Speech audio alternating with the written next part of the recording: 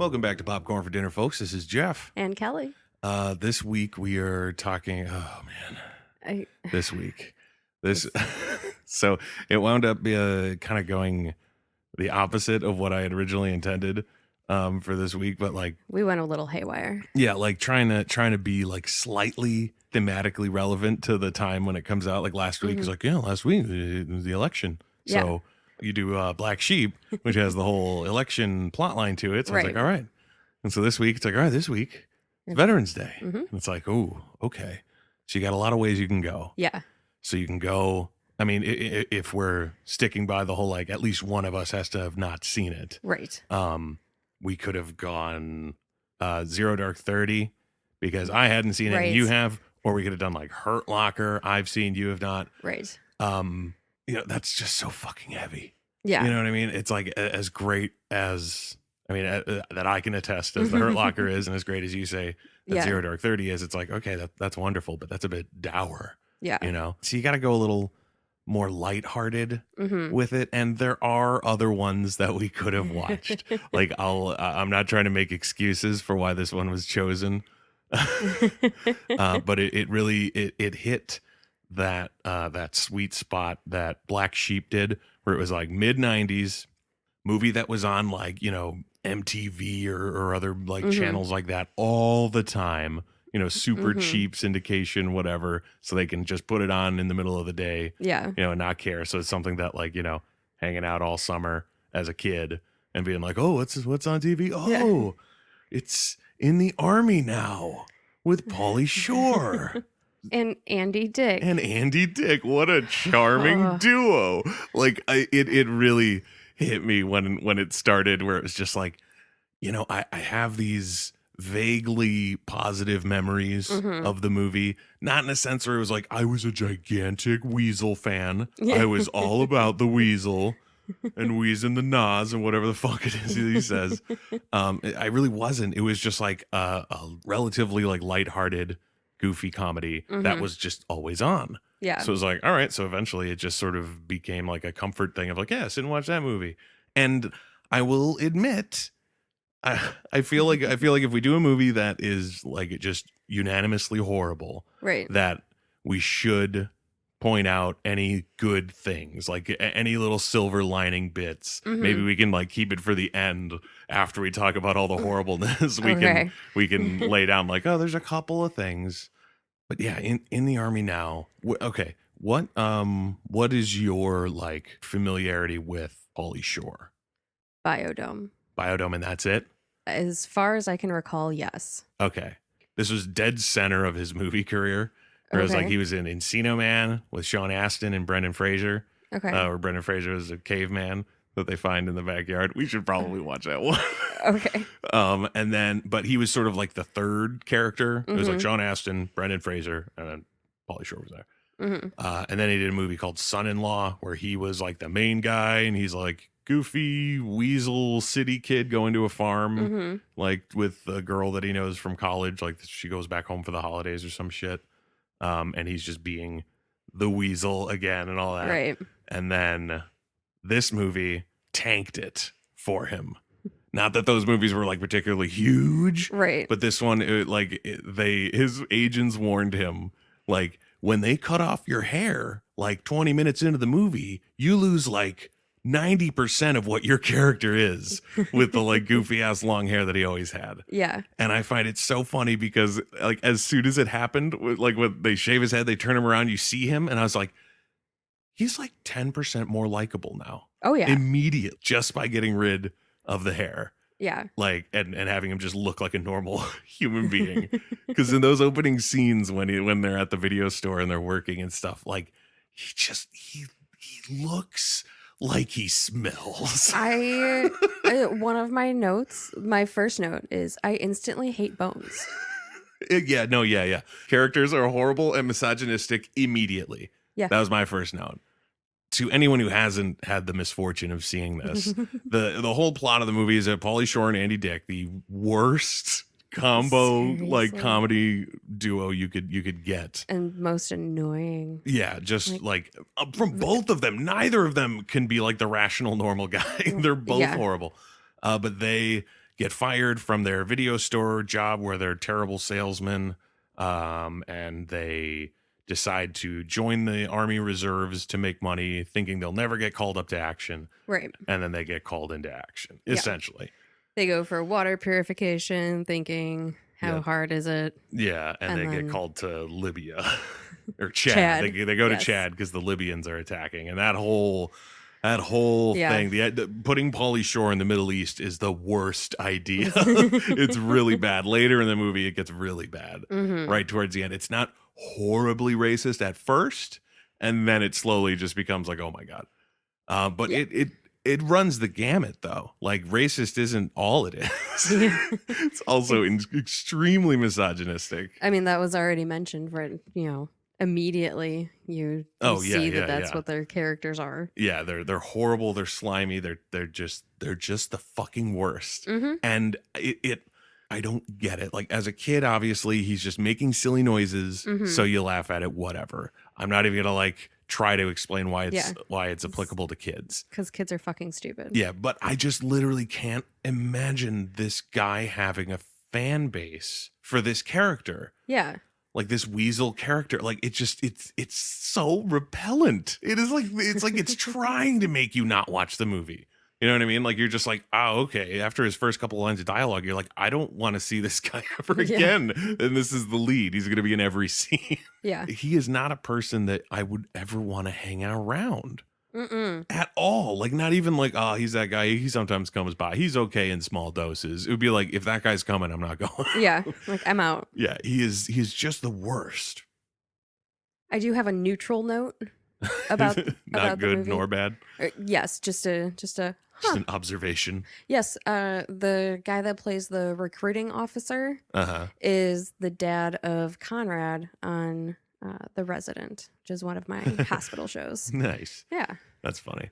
Did you recognize I recognized him immediately. It took me it took me until like thinking about it after I'd finished watching the movie to realize that the girl that plays Christine is Kit from A League of Their Own. Yeah. Took me freaking forever. Where the hell do I know Fred from? Fred? Oh, he's that's David Alan Grier. David Alan Grier, well, I mean, he was on In Living Color back in the day, which was awesome, but he is the cop from Jumanji. Yes. When he comes back, and he was the guy who had the idea for like the sneakers or whatever. Yes. Yeah, that's him. He deserved. I wrote down a note. I was like, he deserved better. Oh, absolutely. This role in this movie was garbage, but he did sells his best. It. Exactly. He sells it as well as he can. Yeah. Like, with what he's working with. Really, it's basically just a series of other people staring at Pauly Shore while he does something annoying for upwards of 45 seconds. Like that fucking moment when he meets David Alan Grier with Fred. And he talks about like, oh, he's gonna go into dentistry, but he doesn't like it because people are afraid of the dentist. And Pauly Shore goes on a 45-second recreation of like what happens at the dentist. Like, and then they start shoving those things in your mouth, and they're like, it's 45 seconds. I went back and timed it because I was like, this is absurd how long this is taking. Like, I was sitting there watching the movie with my headphones on, and I think the game was on. So like every once in a while, I might like peek up at it. And I like peeked up for a good chunk of the game, like a good like 30 seconds of like Hawk cycling the zone and stuff. And then I was like, oh, I got to get back to the movie. And I look back and he's still going like, and I was like, oh my God, how obnoxious. Like, at what point are you supposed to like him? You know what I mean? Like, there's no scene that ever like humanizes him until like an hour and 15 minutes into this hour and a half long movie. I guess let's talk about Christine.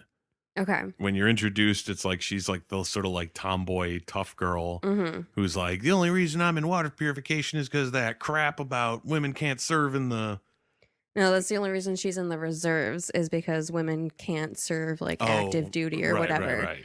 And she chose water purification to try to get to Chad because she knew that shit was happening in Chad and that being a desert, they need water. Exactly. Okay, so I mean, you look at that. And that's sort of like solid character. Yeah. And just like foresight. And she seems like a smart person. And then as the movie goes on, I wrote down where did it go? Does Bones attract other stupid people to him like Jack, and then it just seems like these other two, Fred and Christine, like I don't understand how they get assigned to the same thing. Like just because they all sat in the front row in the class means that they get stationed together and they get sent over together. I don't understand how that works. Yeah, but I have no idea. But he just like happened to attract stupid people, or does being in Bones' proximity make people dumber? I think that might be the more likely scenario. Yeah, because she like we said, she clearly has this like foresight of like, oh, I know what'll get me over there. I'm gonna play the politics of it and figure out a way to get over there and get into active duty and all that. And then as the movie continues, she just goes along, like she never takes control, like you sort of assume she should. Yeah. You know, like they're that moment. I mean, they are playing off the whole like he's the ranking officer technically, so they have to follow his order. There has to be a way, if the leader doesn't want to lead, that a more competent soldier can like take command of a group of people. It's not like they literally can't do anything. Yeah. You know what I mean? It's like, you guys disobeyed Private Bones. Like, oh no, you're probably going to get fucking court-martialed. Like, no.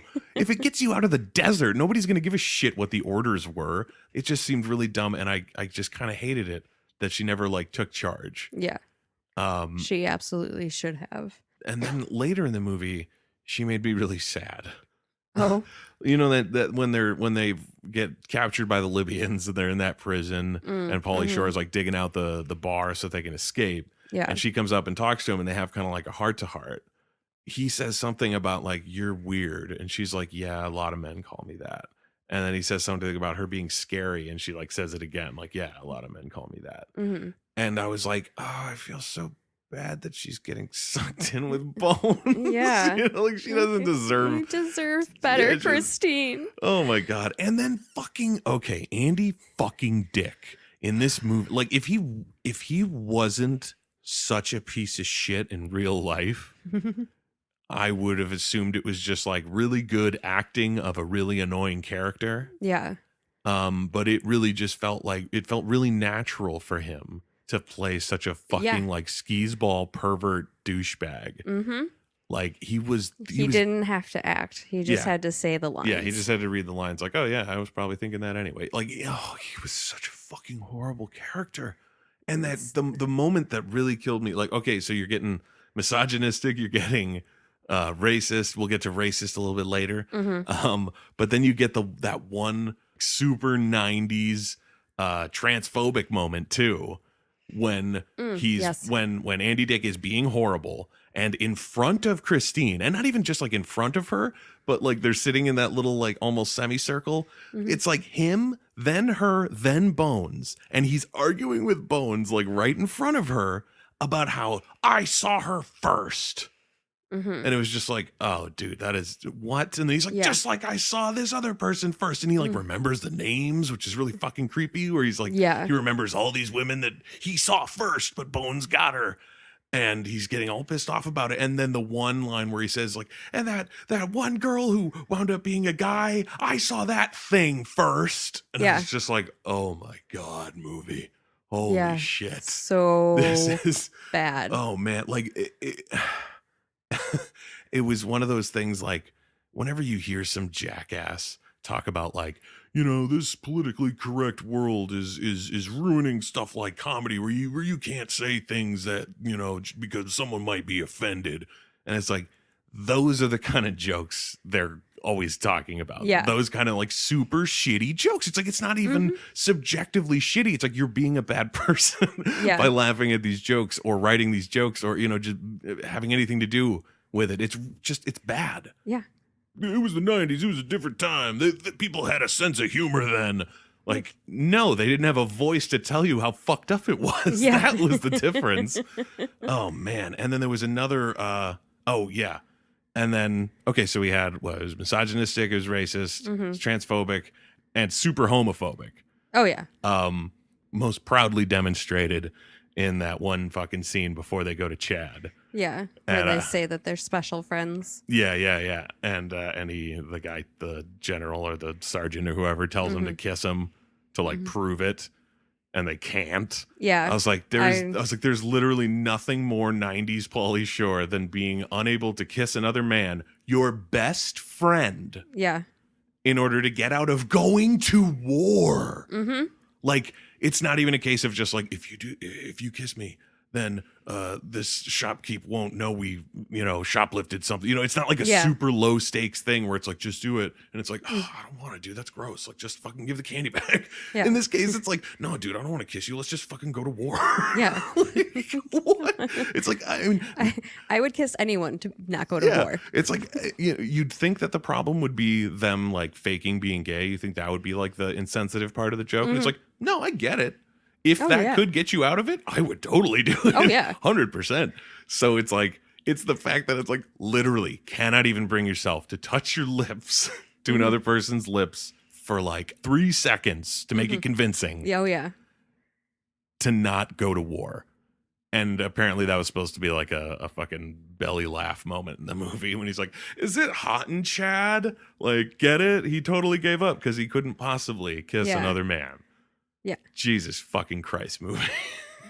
Awful. I wrote, much like Biodome, I would not fault anyone for killing Pauly Shore in this movie at any point in time. He's literally a nuisance every single place he goes. Mm-hmm. He like and immediately. And in real life, the army would never put up with his bullshit. Oh no. I wrote that fucking drill sergeant is way too easy on him. Oh, like, yeah. The movie tries to make it seem like she's really tough on him. Like, oh, he did like 1 billion push-ups. It's like he literally should have been like chained to a post outside. Yeah. Like, or something. He was fucking horrible.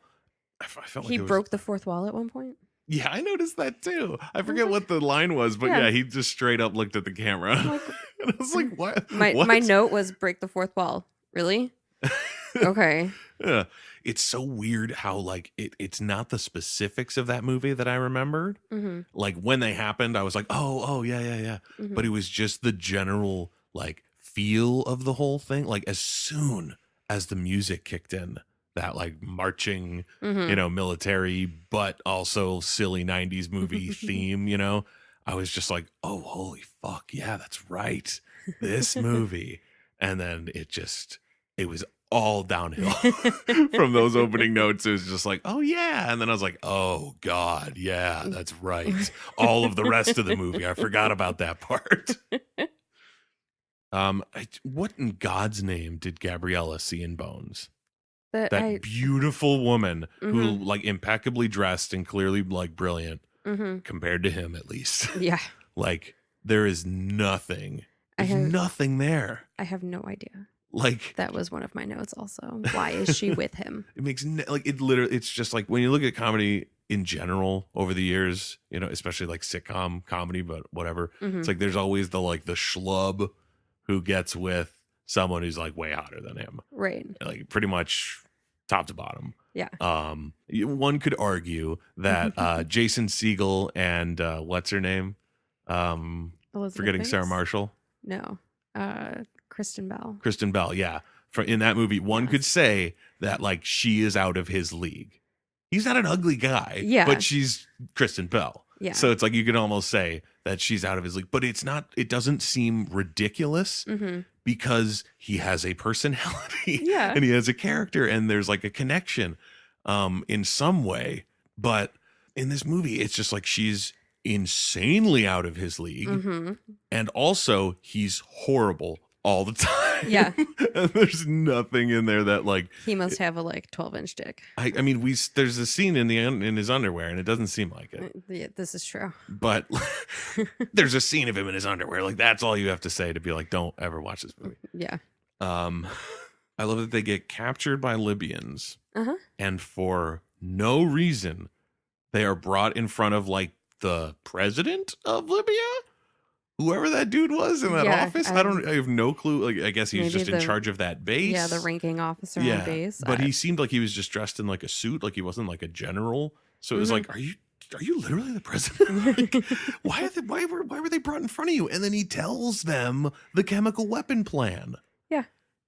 Why? It's like this movie is so fucking lazy that it can't think of any other way for them to get the information other than to literally just pull them into a room and be like, tell them the plan now. This is the time in the movie when they learn the plan, so just tell it to them so we can get on with it. It was just so, and then also like that whole thing, it's like they get captured by Libyans and they learn about the plan. You'd think that would be something that would happen in the first hour of the movie. You would be wrong. Like this finally comes into play like an hour and 5 minutes into the movie. Yeah. It's like, oh yeah, now they're captured by Libyans and they have to defeat the missile, or when they got to blow up the missile. And it's like, it took that long to get to like there being something that someone needs to do. The whole rest of it is just like, what are they doing now? Like drills again? I don't know. More push-ups. There's a cafeteria fight scene, the classic cafeteria fight scene. And hey, it's an army base. It's a mess hall. Okay. All right. It's, but like okay. Did you catch like that there were people like yelling stuff while he was giving that speech? Could you make out what any of them were saying? Because like he gets up in front of this entire mess hall and starts giving this like ridiculous like patent speech or some bullshit, and like loudly and all this. And I'm pretty sure there's like swelling music behind it, but it's and just all like, these incorrect facts. Yeah, exactly. It's just him being dumb, like him not knowing that there had been a war since World War II. Yeah, which was that was his speech to convince Jack to go into the army. Was a speech that Jack literally corrected him on about how wrong he is, and he still convinces him. Right. He's like, when's the last time there's been a war? Like World War II?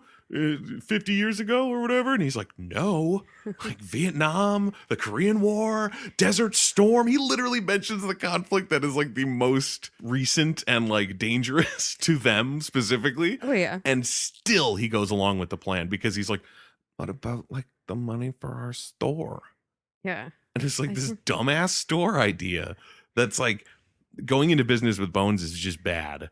So it's like it's I feel like going into business with either of them would be bad. I just mean like him being like the leader of it, the one who's like driving it. It's like, oh, that's gonna be a tire fire of a store whenever it does open. Back to that mess hall scene. So he's giving this dumbass speech in front of all these soldiers, and they're like yelling at him. Like there's guys who are just like in the background are like, yeah, something. And I couldn't quite make out what they were saying. Like I could hear them, but I wasn't sure what they were referencing. It seemed like it was just random ADR that they threw in the background. Because it was like I couldn't tell if the crowd was like agreeing with him or if they were telling him to sit down and stop talking. Because like that would have been funny if like he's giving the speech and the whole crowd's like, shut up, sit down, nobody cares. Yeah. But it sounded like guys going like, yeah. And it's like, really? This whole base is that dumb that they get roused by this dumbass speech? They were definitely roused by the like first big part where he steps up on the table. Yeah. And he says some stupid thing that he makes up. Yeah. And a bunch of people cheer. Yeah. I feel like it started dying down after that. It wasn't as prominent as it should have been to like make it the joke, but it really just like this movie and all of his movies and his entire persona, what it doesn't seem to understand, or at least what it just like refused to understand, was that like the only way this dude is funny is if everyone fully hates him. And in a scene like that with people like cheering along with his dumb speech, all of a sudden it's like, movie, do you think he's cool? Yeah. Because you shouldn't. The whole point should be that he's horrible. You know what I mean? It's like it's not an appealing thing of like, come watch him go over and over again. Yeah. Like, isn't that fun? Like, no, not at all. And so that really like played with my head. Like, is this movie trying to convince us that like other people are going to try to be like him to be cool, like in the movie, you know what I mean? Like people are like, oh, you know what? The Bones way is the right way. Like, no, not at all. Like the Rasta guys in Black Sheep. No, do not do it. Oh, since, whatever, we're talking about the Libyan portion of the movie, because there's a whole bit where they literally go in circles in the desert and that's pointless. I did write a note, and Bones and Jack heroically strand everyone in the desert. Yep. By having an argument and ruining the truck. Yep. there's that whole sequence. There's a mirage sequence because of course there is. Andy Dick gets naked. Yeah, Andy Dick gets naked. If you needed any more reason to not watch this movie. And then there's the snake fighting. Snake, yeah, he shoots at the snake and then he beats it to death with his gun and then they eat it. Which had one of my favorite lines in it, and not in like a serious way of like really thinking it's a great line, but you know they're cooking the snake on the little spit, and Fred says something about like wanting some of it, like, oh yeah, is there gonna be any? Is it almost ready yet? You know, whatever the fuck he says. And then Andy Dick replies with, "Used to be afraid of scorpions, now he's eating snake." And I just wrote, "What an arc!" Yeah, like how compelling. Like, it's just like they do that, and then there's a scene later, right towards the end, when they have to like finish this mission and all that shit, where Pauly Shore just tells everyone what their arc of the movie has been before they go on their mission. It's just like, Fred, you used to be scared of everything, and now you're totally not. And he's like, oh yeah, you're right. And Jack, I don't even know what the fuck Jack did. Jack didn't do anything the whole movie. I wrote one scenario, and Jack was there. Bones said that he's a screw up. Oh, like that was it. Like yeah, and you're still a screw up, but if you do this, you'll have a story to tell your screw up grandchildren. Oh yeah, that's right. And then Christine, he's like, you wanted to be in battle? Well, fucking here you are. And it's like, all right, is everyone clear about where their arcs are going? Let's move on. There were two immediate instances, like one right after the other, that I was just like, I was hoping against hope that the movie would just leave it be. Just it's like, okay, you're in the Middle East. Your characters are interacting with Middle Eastern people. Just please don't do what you're gonna do. Yeah. And then immediately after they get out of the prison or whatever, and now they're like traveling through the desert or something, they meet up with a bunch of like Libyan people or whatever. Yeah, they're trying to get to the drop zone or whatever. Yeah, and Bones says something along the lines of like, oh, this is way better. We're not getting tortured by Bagabadoosh. Yeah. And I was just like, oh man, come on. You're just making up silly Middle Eastern sounding words like to talk about them. I was like, okay, whatever. And then they're buying the camel. They're trading the van or the truck or whatever the fuck they have for the camel, which is the best. The camel is the highlight of the movie. There was a review that I read. I was looking at the Rotten Tomatoes scores for it. And there's a review that was like, the one good performance in the movie is from a camel. Yeah. And it's true. The camel is fantastic. I wrote a few good notes about the camel. We'll use the camel to launch into good things about this movie. Okay. So they're buying this camel, and essentially he's just like bartering. And I wrote, see, they use their crazy boy sales tactics to help them later. Because he's like, why would I give you this truck for a camel? Because I'm a crazy boy. And I was like, see, it comes back. It all makes sense. It's a good movie.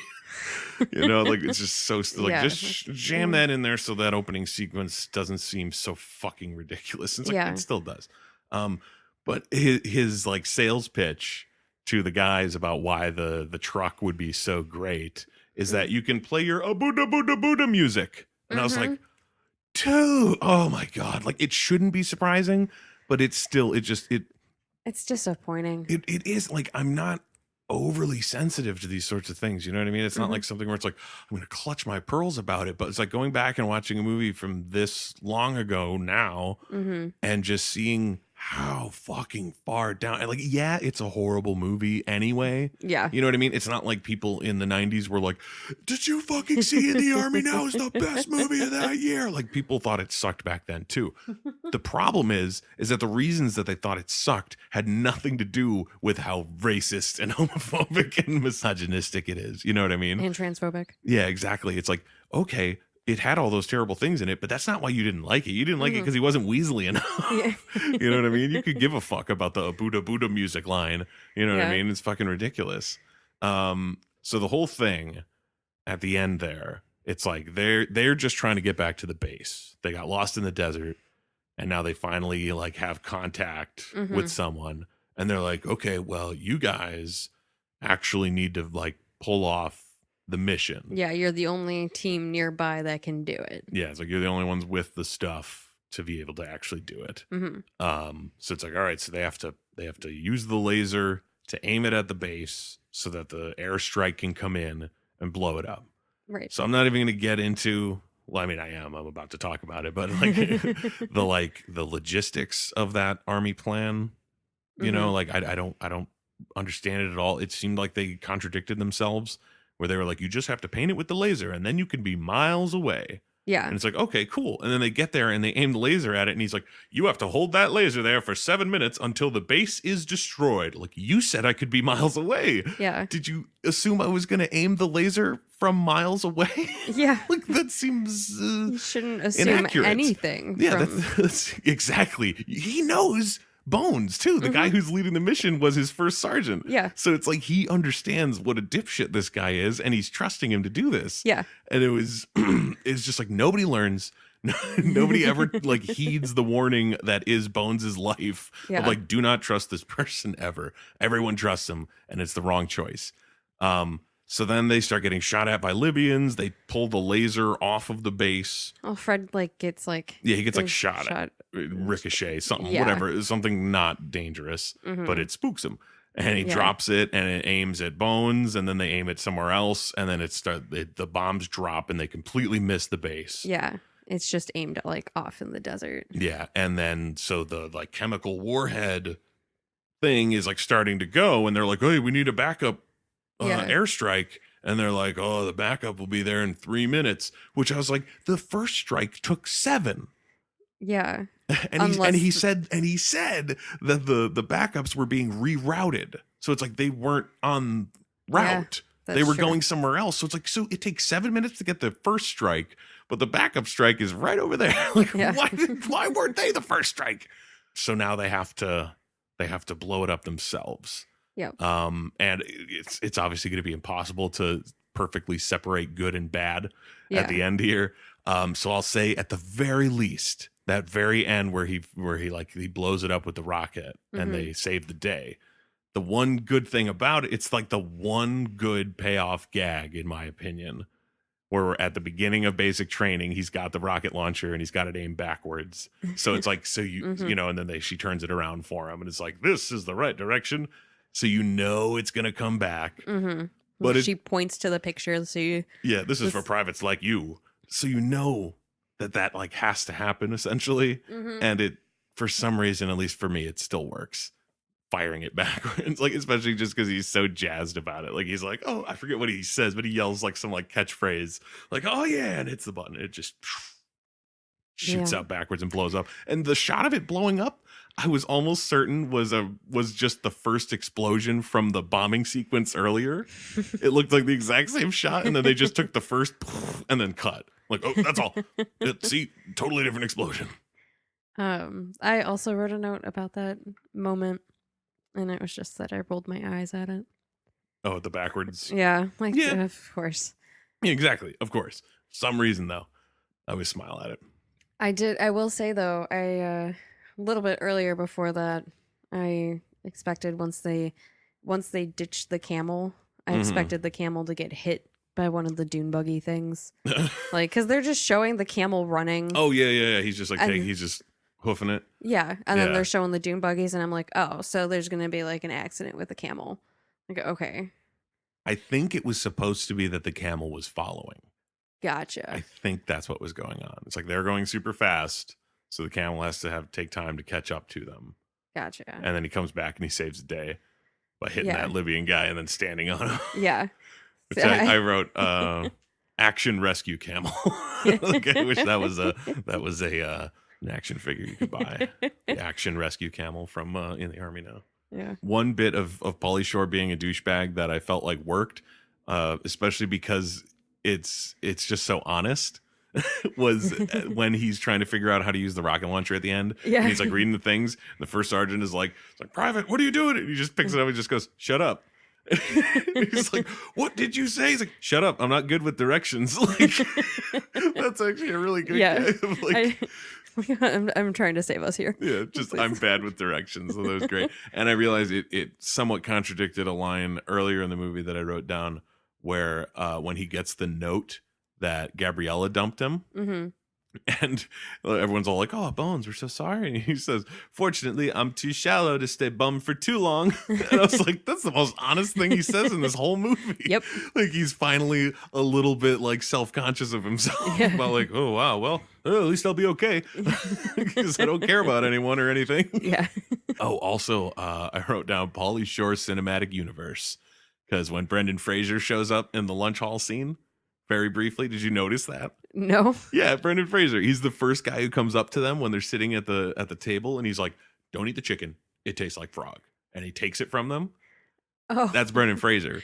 Didn't even realize and it. his name tag says Link, which is the name they gave him as a caveman Okay. in Encino Man. Okay. Brendan Fraser's character, when he's a caveman, they call him Link because he's the missing link. Mhm. So then in Son-in-Law, there's a college student named Link, played by Brendan Fraser. And then in this movie, he's in the army. So it's like, all the movies are connected, man. All these people. It's the fucking Pauly Shore cinematic universe. Oh. Does that mean that there's 3 Pauly Shores? Yeah. What a horrible universe. What a Seriously. nightmare of a universe.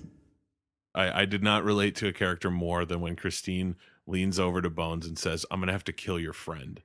About Andy Dick. Yeah. He fucking immediately sits down and is like, "Hey, lady, I'm gonna put my Andy Dick charm on you," which is, oh my god. Awful. And she just immediately turns to Bones and says, "I'm gonna have to kill your friend." And I'm like, I do get not, it. yeah, I get it. Don't Totally blame cool. you. Totally Yeah. cool. Why did the camel come home? Dude, I right. That was, I mean, my actual note was, what the fuck with the camel coming home? Yeah, I mean, it very similar note. Mine was, love that the camel gets his due, Uh-huh. but how could they possibly just take it home? Yeah. Like, there's no way they would be There's- allowed to keep that camel. No. Like, not even in a sense of like, okay, we're gonna go off base, we're gonna take the camel, we're gonna put him somewhere where he'll be like held for us, Mhm. and then once we are out of the military, we will just go back and get the camel or arrange for someone to Yeah. have him sent to us. Like, no. Yeah. I just don't understand how it could seems possibly very happen. highly unlikely for a private citizen, even if Yeah. you are a member of the armed forces. Yeah, they don't get exclusive camel rights. Yeah. There's no Yeah. way to like. It's not like they can go and like, you know, befriend a gorilla and then Be like, that girl is mine now. Yeah. He's my buddy. He helped. yeah, like no. Where are they keeping this camel? Does it live at the store? Since now it's a camel themed store. Yeah, it's because now- they have a camel. Yeah. But yeah, it seems like Sahara stereo. all these questions, and that's just like how the movie leaves you. It's Mhm. just like, and they have a camel. Yeah. It's like, Have their store and they have their camel. yeah, it's just like, wait a Happy minute. ending. Like, no. So many questions.